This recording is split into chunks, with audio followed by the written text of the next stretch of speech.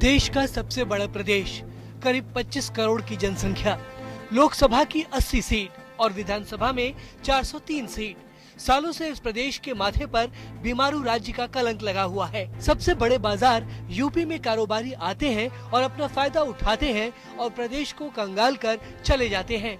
राजनीतिक पार्टियां जनता से वादा करती हैं, वोट बटोरती हैं और फिर भगवान भरोसे छोड़ देती हैं। सालों से सबसे बड़े प्रदेश यूपी में यही खेल खेला जा रहा है। कारोबारी हो या राजनेता, सभी मिलकर प्रदेश को खोखला बना रहे हैं। सरकारें जनता के बीच ढिंढोरा पीटती हैं कि प्रदेश को बीमारू राज्य से बाहर निकालेंगे। अभी तक की सरकारें फेल रही हैं। कई मुख्यमंत्रियों ने निवेश लाने का वादा किया। जनता आस लगाई रही कि मुलायम निवेश का निवाला यूपी को खिलाएंगे। फिर माया ने निवेश का लालच दिया, खूब ढोल पीटा। कारोबारियों ने भी वादा किया, लेकिन सब कागजों में सिमट गया। अखिलेश ने दिल्ली, मुंबई, आगरा में निवेश के लिए मुनादी करवाई, लेकिन वो भी दूर की कौड़ी साबित हुआ। अब मुख्यमंत्री योगी आदित्यनाथ ने लाल कारपेट पर कारोबारियों का जोरदार स्वागत कर प्रदेश में अच्छे दिन लाने का भरोसा दिया है। देश के नामी गिरामी कारोबारी आए और विकास का सपना दिखाया। लाखों करोड़ के निवेश का वादा किया गया। राष्ट्रपति के संबोधन के साथ इन्वेस्टर समिट का समापन हो गया।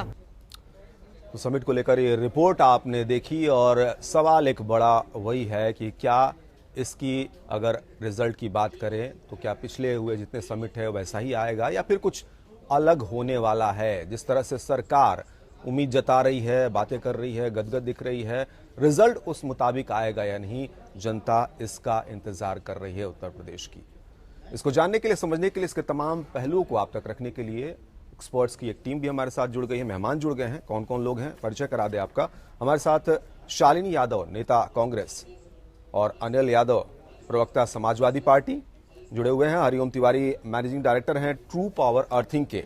Vinayak Nath, managing partner venture capitalist, और कैप्टन द्विवेदी, पूर्व IAS, वो भी हमारे साथ जुड़े हैं। और CB पांडे, अधिवक्ता, इलाहाबाद हाई कोर्ट। शिप्रा शुक्ला, नेता BJP, वो भी हमारे साथ थोड़ी देर में जुड़ जाएंगे। आप सभी लोगों का बहुत बहुत स्वागत है।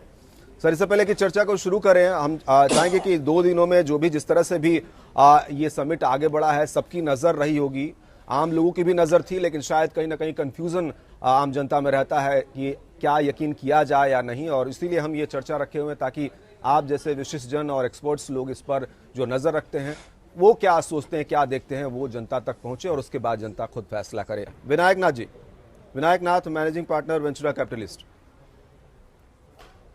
Arvind ji, venture capitalist ji ji. हम ये समझते हैं कि अगर हमें करना है तो हम क्या कर सकते हैं। गवर्नमेंट ने तो हमको एक प्लेटफॉर्म दे दिया है और इस प्लेटफॉर्म के साथ हम स्टार्टअप्स के साथ जुड़ गए हैं। जो हम 500 करोड़ रुपए अभी निवेश करना चाहते हैं अगले 4 से 5 सालों में यूपी में अलग अलग स्टार्टअप्स पे, ये हम करेंगे। और हमें ऐसा लगता है कि गवर्नमेंट ये प्लेटफॉर्म देके हमको ये दिखा दिया है कि इसको करने के लिए, जो क्रियान्वयन करने के लिए हमें चीजें चाहिए होंगी, उसको उपलब्ध कराने के लिए गवर्नमेंट हमारे साथ पॉजिटिवली काम करेगी। और इतना ही एक इन्वेस्टर को चाहिए होता है। हमारा काम तो हम खुद करेंगे ही, ठीक है, कोई और करके देगा तो फिर हमारा काम कहाँ रह गया। जाहिर सी बात है। विनायक नाथ जी, अभी अगर 2 दिन पहले तक की बात की जाए तो ये सवाल उठाया जाता रहा है कि उस तरह का माहौल उत्तर प्रदेश में नहीं है, और 2 दिन के इस समिट के बाद क्या ये सब कुछ बदल जाए सिर्फ इस समिट की वजह से, या कुछ चीजें अभी भी हैं जिस पर अभी भरोसा नहीं हो रहा है?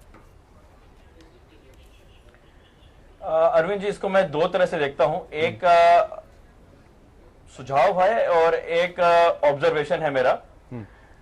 अगर आप इसको ये देखें कि क्या ये मनोभाव सरकार का बदला है, तो हाँ बदला है, तभी तो ये समिट इस तरह का दिख रहा है।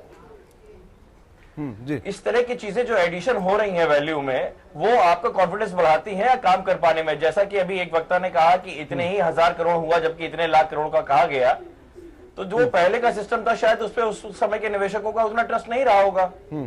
आज के निवेशकों का, हम लोगों का अभी क्या ट्रस्ट है, ये हम ये बता सकते हैं। पहले क्या था, क्यों नहीं हुआ, वो पहले के लोग क्या जाने, वो उस समय की बात थी। आज की बात यह है कि हमें लगता है कि ये हो रहा है, स्टेट पॉजिटिव है, ब्यूरोक्रेसी साथ दे रही है, और एटलीस्ट आज अगर हम कोई आवाज देते हैं तो हमारी आवाज सुनी जाती है। विनायक नाथ जी, आप ये मानते हैं कि इसके पहले इन्वेस्टर्स या जो व्यापारी वर्ग है उसका यकीन नहीं था, अब यकीन बन रहा है?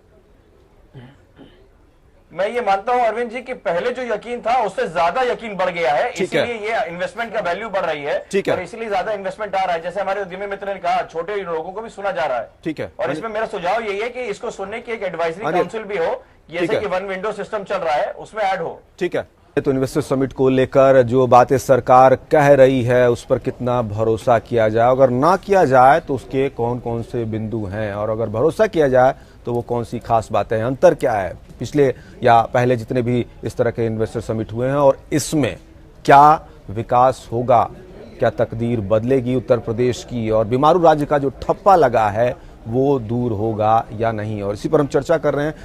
एक संक्षेप में विनायक जी, आपसे भी अगर कोई सलाह की बात करें, ठीक है कि आप लोग भरोसा कर रहे हैं और अगर इस तरह कोशिश हो रही है तो साथ आने की जरूरत भी होती है, लेकिन संभल कर अगर कुछ और चीजें भी अगर आप चाह रहे हैं कि सरकार से या जो भी नीतियां बनाई गई हैं वो जुड़नी चाहिए थी, तो वो क्या हो सकती है?